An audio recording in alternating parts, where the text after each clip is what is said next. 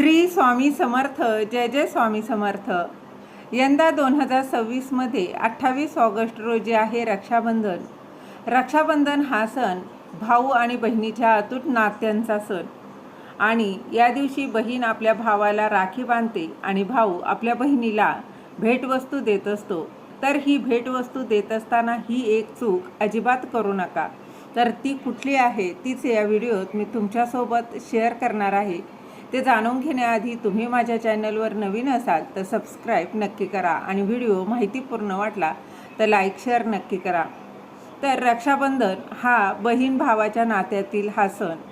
जर तुम्हाला तुमच्या बहिणीला रक्षाबंधनाला जर भेटवस्तू द्यायची असेल तर तुम्ही पारंपरिक कपडे, दागिने, डायरी, पेन, पुस्तक, मोबाईल, लॅपटॉप किंवा स्मार्टफोन स्मार्ट घड्याळ इत्यादी भेटवस्तू देऊ शकता. परंतु या काही वस्तू आहे त्या गोष्टी त्या मुळीच देऊ नका. यापैकी कोणतीही वस्तू जर भेट दिली तर ती भेटवस्तू अशुभतेचं प्रतीक आहे.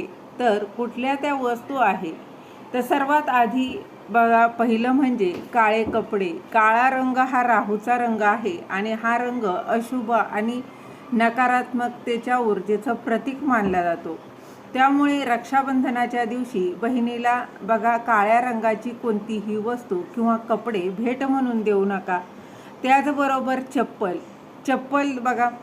चप्पल असेल किंवा सँडल जरी असतील तर त्या चप्पल ही शनी ग्रहाशी संबंधित असल्यानं सहसा ही भेट म्हणून दिली जात नाही.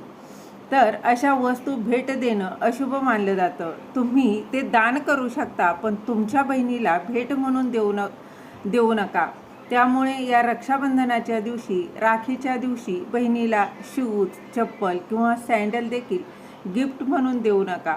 त्यानंतरची तिसरी वस्तू आहे ती म्हणजे आरसा. काच हे राहूचं प्रतीक मानलं जातं आणि या रक्षाबंधनावर बहिणीला ही एक वस्तू देखील म्हणजेच आरसा देखील तुम्ही देऊ शकत नाही.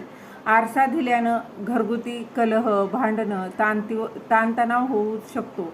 त्यामुळे तुमच्या बहिणीला देखील कोणतीच वस्तू तुम्ही आरशासंबंधित देऊ नका. त्याचबरोबर दुसरी वस्तू ती म्हणजे तीक्ष्ण आणि टोकदार गोष्ट.